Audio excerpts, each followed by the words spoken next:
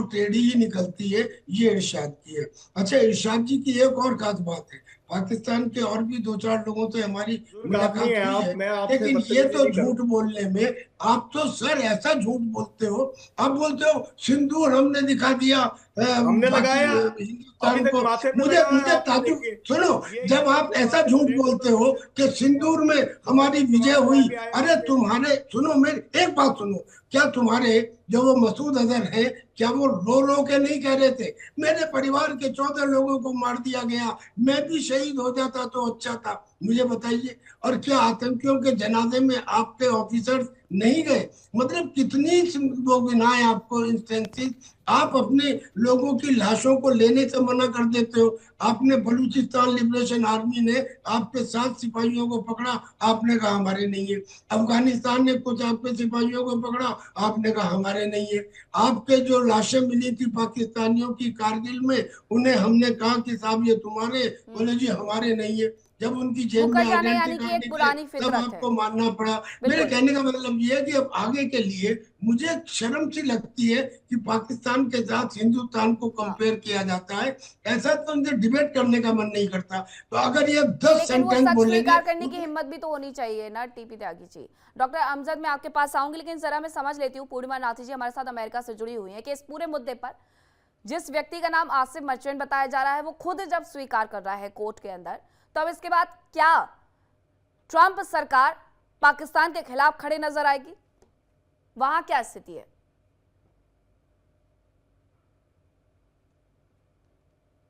पूर्णिमा जी,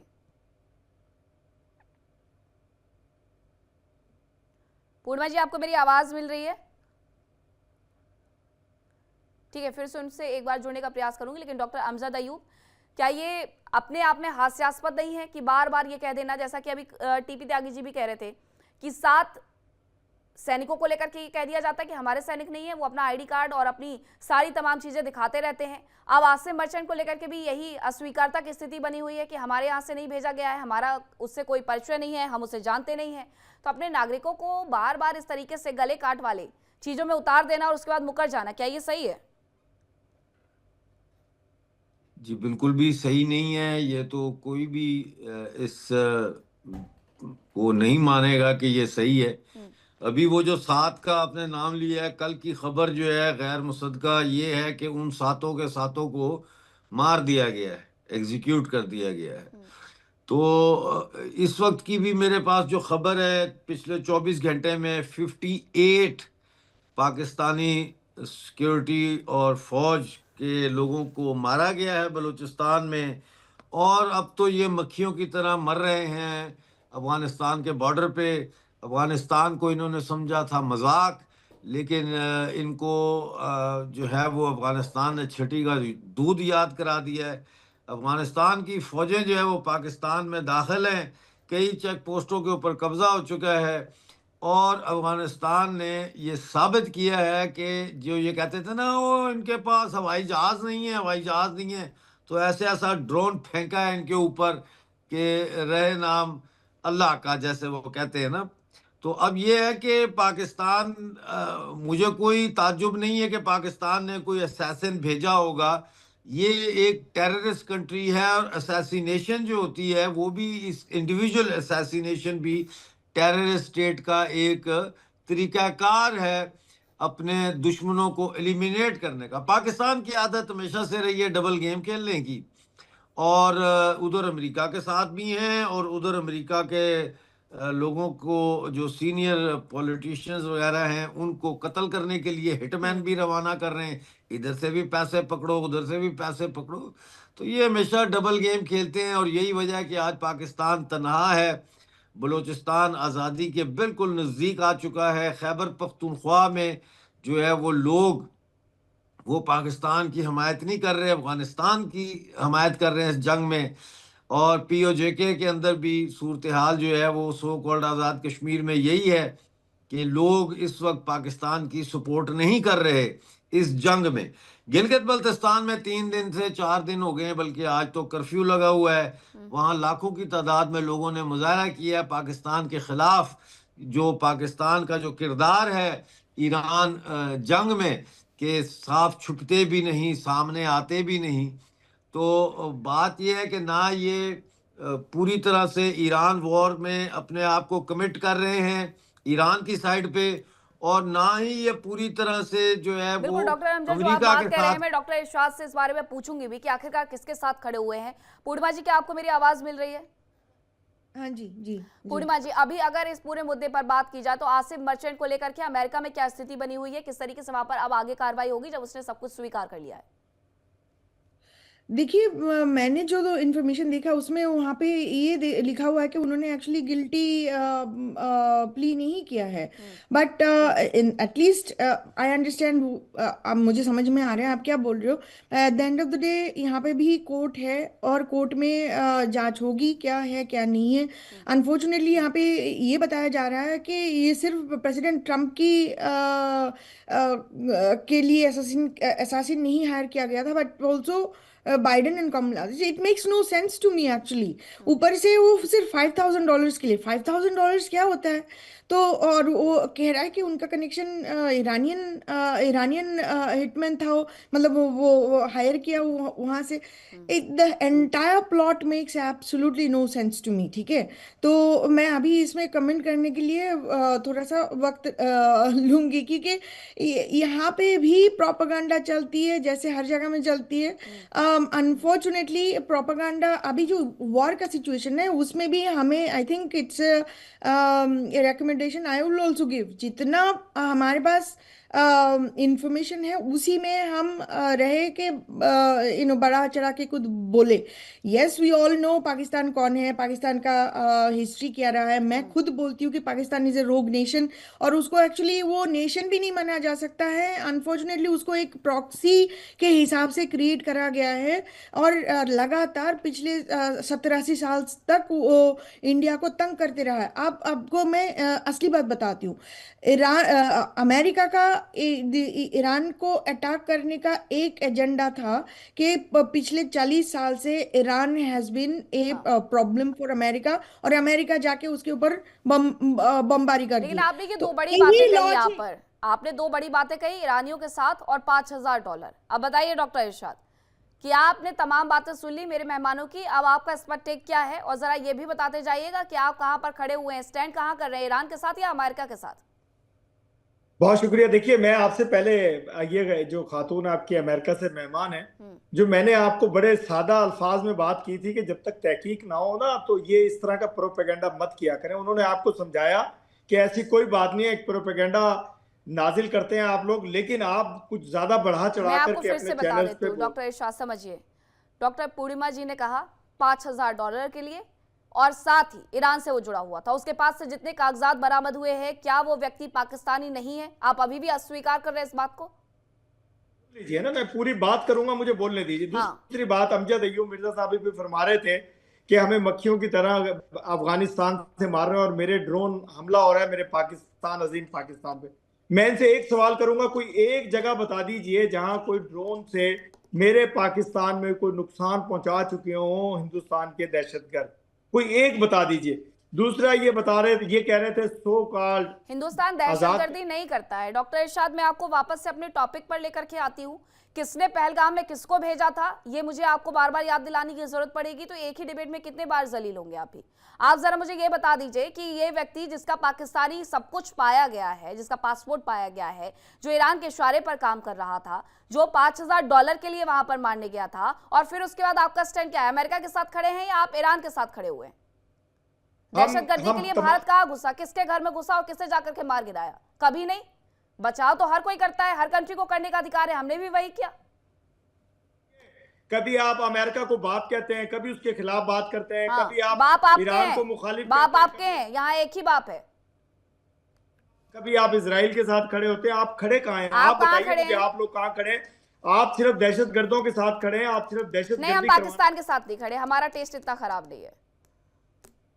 दुनिया में आपने तबाही फैलानी है अपने दहशतगर्दों के थ्रू। हम पाकिस्तान के साथ नहीं खड़े हैं, हमारा टेस्ट इतना खराब नहीं है। अब बताइए, आप ईरान के साथ खड़े हैं या अमेरिका के साथ खड़े हैं? सवाल ज्यादा चुभ रहा है या समझ में नहीं आ रहा है? मुझे बड़ा समझ में आ रहा है। मैं कह रहा हूँ हम आप ईरान के साथ खड़े हैं या अमेरिका के साथ खड़े हैं? नाम लीजिए।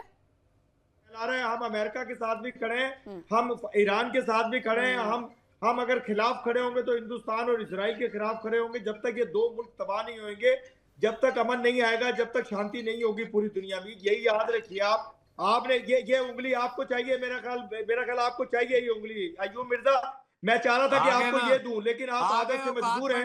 आपको उंगली लेने की आदत है, आप चैनल पे ना लिया करें। वैसे आदत और तुम्हारा पाकिस्तान तबाह हो रहा है, तुम्हारा पाकिस्तान अंदर से बर्बाद हो रहा है। तुमने क्या पाकिस्तान को करना है? मेरा अजीम पाकिस्तान, जैसा पाकिस्तान वैसे तुम झूठ बोलने वाले आतंकियों के डिफेंडर हो तुम। You defend terrorist, you defend terrorist, you are a spokesperson of terrorist है, मदरसा के स्पोक्स पर्सन हो तुम। तुम्हारे साथ क्या बात की जाए? उंगली देखो इसकी, उंगली देखो, उंगली तुम्हें अंगूठा दूंगा मैं पूरा, बल्कि ये पूरा देखो, इसकी जुबान से पता लग रहा है ये डंगर डॉक्टर। लंदन आऊंगा आप ना, आपकी तबीयत साफ करने में लंदन आऊंगा, आप बेफिक्र रहिए। आप मेरा वेटनरी डॉक्टर है, सुबह मज्जों को टीके लगा के है कि आप दहशतगर्द किस्म के इंसान हैं, आप बेशरम बेगैरत इंसान हैं। मैं आपके लिए नहीं बोलना पानी पियो, नहीं चाहता था अपना रोजा खराब करो इरशाद भाई, पानी पी लो। कि बदतमीजी करूं, लेकिन आप बदतमीज तरीन इंसान हैं। पानी पी लो इरशाद भाई। आपके पीएमएल नून का कौन है, क्या नाम है, ख्वाजा आसिफ, उसने कितनी बेशर्मी से कहा कि हमारे को 30 साल तक हम ये गंदा काम करते आए हैं अमेरिका के कहने पे। क्या आतंकवाद बनाना, टीटीपी बनाना, बेशर्मी कर रहे हैं कर्नल साहब। आप जो तबाही पे जा रहे हैं खित्ते में, आप देखिए इस्लामिक स्टेट ऑफ खुरासन बनाना, वो आपके तो खुद के नून पार्टी के भाई ख्वाजा आसिफ हैं। हमसे क्यों बहस कर रहे हो? क्यों आप अपना खून जला रहे हो? उनसे पूछो जाके कि क्या बात हुई है, किसने समझाएंगे आपको मदरसे वाली बात। अब ये गलत हरकतें ना करो टीवी के ऊपर, ये आपको शोभा नहीं देता पाकिस्तान की टीवी पे करना। हमारे टीवी पे नहीं होती ये बातें। और रही बात, ये अय्यूब मिर्जा बंदर बैठा हुआ है, इसको बंद करें आप। ये अय्यूब मिर्जा बंदर की शक्ल वाला ये बैठा है, ये मिर्जा बंदर नहीं है, मिर्जा साहब लोथ एक्टिविस्ट है। वो आप कहाँ पे हो मुझे समझ में नहीं आता। नून पार्टी में हो भी कि नहीं हो इरशाद भाई, बिना मतलब के कभी आईएसआई के बन जाते हो, कभी आसिम मुनीर के, कभी नून पार्टी के। क्या मतलब है यार? इरशाद भाई बन के रहो, इरशाद भाई बन के रहो। साहब मैं ये कह रहा हूँ, ईरान और अमेरिका के अंदर से अब अगर ईरान आप पे अटैक करेगा तो क्या करोगे? देखें, पहले तो ईरान अटैक नहीं करेगा, तरफ से हूँ ना खाना खाने के लिए। ये दोनों मिलके हिंदुस्तान को तबाह करेंगे। हम तीनों मिलके, ईरान, अमेरिका, पाकिस्तान मिलके खुदा की कसम दहशतगर्दी को खत्म करेंगे। सबसे पहले इजराइल को मारेंगे, उनको, फिर आपको मारेंगे, पकड़े गए इरशाद भाई, पकड़े गए आप, पकड़े गए, आपकी बदमाशियां पकड़ी गई। ईरान से जाकर के पूछ लीजिए कि वो अमेरिका के साथ खड़ा है या नहीं खड़ा है। आप किस मंच पर क्या बोल रहे हैं? आप पार्टी में है, ईरान अमेरिका के साथ खड़ा हुआ है, अमेरिका के साथ ईरान खड़ा हुआ है, क्या कह रहे हैं आप? पाकिस्तान तमाम उन ममालिक के साथ खड़ा है, हाँ, जो हिंदुस्तान के खिलाफ है, जिनके खिलाफ हिंदुस्तान ये युद्ध जो चल रहा है वो ईरान और अमेरिका लड़ रहा है। इसमें भारत का कोई दूर दूर तक कोई मतलब नहीं है। आप मुझे ये बताइए कि भारत के सपने हर वक्त आते रहते हैं, नींद नहीं आती है, कोई गोली क्यों नहीं लेते? ऊपर हंस रहा है, आपके वजीर आजम के ऊपर हंस रहा है कि ये क्या करने गए थे। अरे ये डिबेट भारत के ऊपर नहीं रखी गई है बाबा। फिर से मैं आपको टॉपिक भिजवाऊं? सर मैं आपसे लगातार एक ही चीज पूछ रही हूँ। हमारे यहाँ पर इज्जत बहुत दी जाती है, वरना पाकिस्तानी इज्जत के लायक तो होते नहीं है। फिर भी मैं आपको सर कह करके अगर बात कर रही हूँ तो ये थोड़े मेरे संस्कार है, थोड़ी हमारे देश के द्वारा बताई गई सभ्यता और संस्कृति है। मैं आपसे फिर से पूछ रही हूँ कि आप ईरान के साथ खड़े हैं या अमेरिका के साथ खड़े हैं? ईरान और अमेरिका एक ही साथ खड़ा है ये तो क्योंकि अभी वर्तमान स्थितियों में नहीं दिख रहा है। देखें, मैं आपसे अर्ज कर रहा हूँ, हमारी अमेरिका से भी दोस्ती है, हमारे बिल्कुल मोहब्बत ईरान के साथ भी है। हम ईरान का पूरा साथ देंगे भरपूर, जहां हमारी जरूरत होगी, हमारे गन्स की जरूरत होगी, आप अमेरिका के खिलाफ जाकर के ये कर पाएंगे? हम ईरान के साथ खड़े होंगे। आप अमेरिका के खिलाफ जाकर के ये कर पाएंगे? ईरान के साथ खड़ा होना यानी अमेरिका के खिलाफ खड़ा होना, आप कर पाएंगे ये? देखें, अगर कोई वक्त आएगा, हाँ, जब भी हमारे साथ कोई उंगली करेगा, हम हर अपने दुश्मन के खिलाफ खड़े होंगे जो हमसे दुश्मनी करेगा। लेकिन जहां बात आएगी हमारी दोस्ती की, तो हमारी अमेरिका हमारा दोस्त है, अजीम दोस्त है हमारा। हाँ। ईरान हमारे भाई हैं, ईरानी हमारे भाई हैं। हाँ। लेकिन हमारे दुश्मन है एक हिंदुस्तान और एक इजराइल। इनके खात्मे तक हम जंग लड़ते रहेंगे। अरे हम आपके अपनी जैसे न जाने कितने सपने देख करके वहां से भी रिटायर हो गए और दुनिया से भी रिटायर हो गए। भारत को आप उखाड़ेंगे। आपने हमेशा दहशत फैलाई है। 1947 से लेकर के कितने युद्ध हुए हैं, आप किस तरीके से पछाड़े गए हैं, याद दिलाना होगा तो इतिहास की किताबें भेज दूंगी। क्या बातें करते हैं कर्नल टीपी त्यागी। ये भारत दहशतगर्दी फैलाता तो आप, मुझे लगता है कि दुनिया में कभी सरवाइव ही ना कर पाते। इज्जत से जब जब आपने पलटवार किया तब तक आपके हमने सीने पर वार किया है, पीठ पीछे भी नहीं किया कभी। इसलिए आप अभी तक सर्वाइवल वाली स्टेज में बच गए हैं।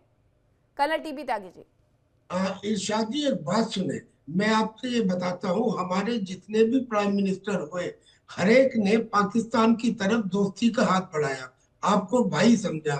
हमारे जवाहरलाल नेहरू ने आपको सिंधु जल समझौते में आपके अधिकार से ज्यादा पानी दिया। हमारे लाल बहादुर शास्त्री ने 65 के युद्ध में युद्ध जीतने के बाद भी हाजी पीर पास आपको वापस कर दिया। इंदिरा गांधी ने युद्ध जीतने के बाद भी आपके 93,000 सिपाही वापस कर दिए। हमारे अटल बिहारी वाजपेयी बाकायदा एक पीस लाहौर बस लेकर गए, लेकिन हर बार आपकी तरफ से धोखा मिला और आपने पीठ में छुरा घोंपा।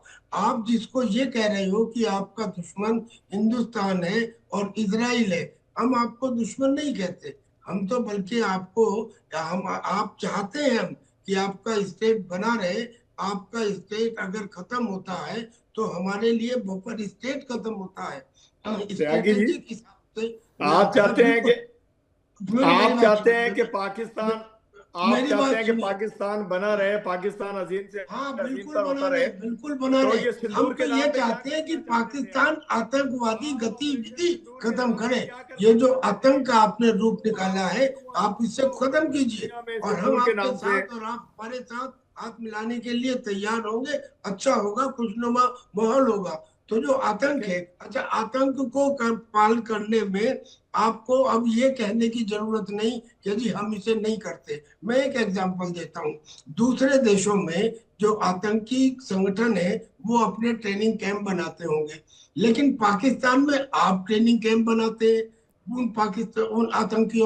उन आतंकियों के ट्रेनिंग कैंप अगर हम नष्ट कर दे, आप उन्हें रीबिल्ड करते हैं। दोनों चीजें मैंने स्टेटमेंट के हिसाब से कही है।